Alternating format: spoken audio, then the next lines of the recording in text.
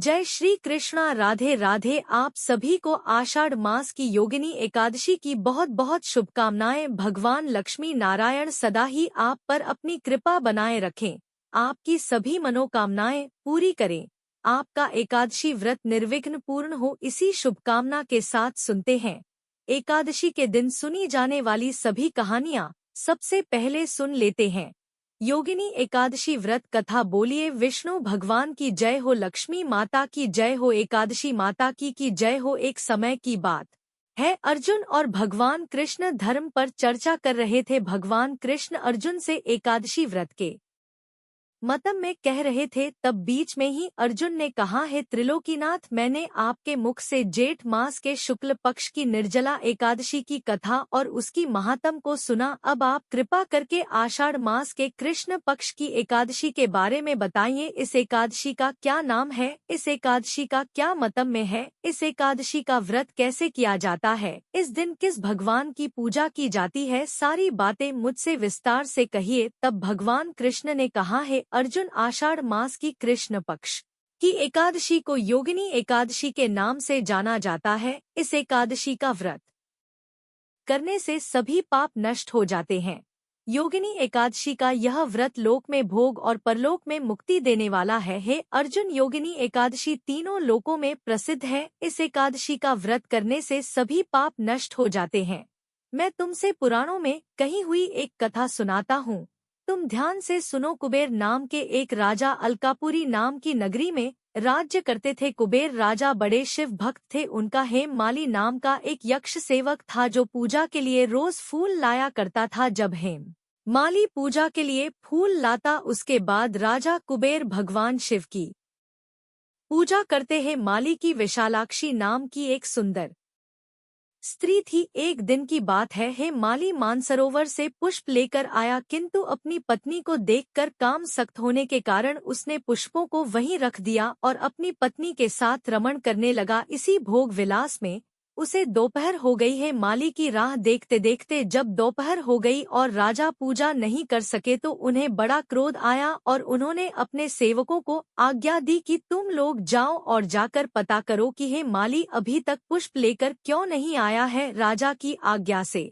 सेवक गए और जब उन्हें सारी बात का पता लगा तो राजा के पास आकर कहने लगे, हे राजन, हे माली तो अपनी स्त्री के साथ रमण कर रहा है। इस बात को सुनकर तो राजा कुबेर को और भी क्रोध आया और उन्होंने तुरंत हेम माली को बुलाने की आज्ञा दी। डर से कांपता हुआ हेम माली राजा के सामने उपस्थित हुआ। हेमाली को देखकर तो राजा कुबेर का क्रोध और भी बढ़ गया। मारे क्रोध के उनके होठ फड़फड़ाने लगे। तब राजा ने कहा, अरे अधम, तूने मेरे देव, परम पूजनीय देवों के भी देव भगवान शिव का अपमान किया है। जा, मैं तुझे श्राप देता हूँ, तू अपनी स्त्री के वियोग में तड़पे और मृत्युलोक में जाकर कोड़ी का सा जीवन व्यतीत करे।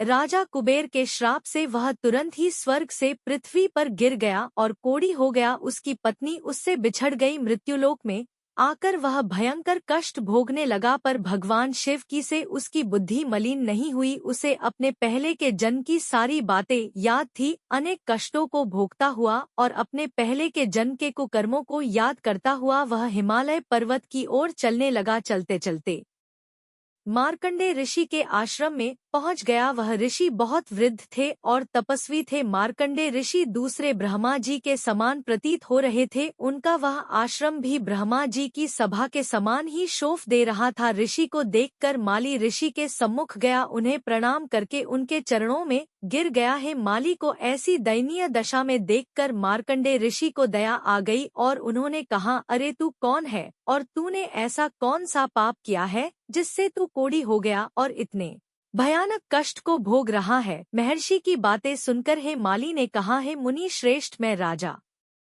कुबेर का अनुचर था और मेरा नाम है माली है। मैं प्रतिदिन मानसरोवर से फूल लाता और शिव पूजा के समय कुबेर को देता। एक दिन अपनी पत्नी के सुख में फंस जाने के कारण मुझे समय का ज्ञान ही नहीं रहा और मैं दोपहर तक पुष्प लेकर नहीं पहुंचा। शिव पूजा में देर हो गई तो राजा कुबेर ने मुझे श्राप दिया कि तू अपनी स्त्री के कारण पुष्प लेकर नहीं आया है। जा, मैं तुझे श्राप देता हूँ, तू अपनी स्त्री का वियोग सहेगा और मृत्यु लोक में जाकर कोढ़ी बनकर दुख भोगे। बस इसी कारण मैं कोढ़ी हो गया हूँ और इस पृथ्वी पर आकर भयंकर कष्ट भोग रहा हूँ। आप कृपा करके कोई ऐसा उपाय बताइए जिससे कि मेरी मुक्ति हो जाए। तब मार्कंडे ऋषि ने कहा, है माली, तूने मेरे सम्मुख सत्य वचन कहे हैं, इसीलिए मैं तुम्हारे उद्धार के लिए एक उपाय बताता हूँ। आषाढ़ का महीना आने वाला है और आषाढ़ मास के कृष्ण पक्ष की एकादशी को योगिनी एकादशी कहते हैं। इस एकादशी का व्रत करने से सभी पाप नष्ट हो जाते हैं। तो आषाढ़ मास की कृष्ण पक्ष की योगिनी एकादशी का विधान पूर्वक व्रत, इस व्रत को करने से तेरे भी सभी पाप नष्ट हो जाएंगे। मैं ऋषि के वचनों को सुनकर हे माली को बहुत प्रसन्नता हुई। उसने मैं ऋषि से एकादशी व्रत की संपूर्ण विधि जानी और उनके कहे अनुसार योगिनी एकादशी का विधान पूर्वक व्रत करने लगा। इस व्रत के प्रभाव से उसको कोढ़ी की देह से मुक्ति मिल गई और वह अपने पुराने स्वरूप में आ गया, अपनी पत्नी के साथ सुख से रहने लगा। कृष्ण कहते हैं, हे अर्जुन, इस योगिनी एकादशी का व्रत 88,000 ब्राह्मणों को भोजन कराने के जितना पुण्य प्रदान करता है। इस एकादशी की कथा को भी जो पढ़ लेता है उसे भी 88,000 ब्राह्मणों को भोजन कराने का पुण्य मिलता है। इस व्रत को करने से सभी पाप नष्ट हो जाते हैं और अंत में मोक्ष की प्राप्ति होती है। योगिनी एकादशी का यह व्रत करके कोई भी प्राणी स्वर्ग का अधिकारी बन सकता है। बोलिए विष्णु भगवान की जय हो।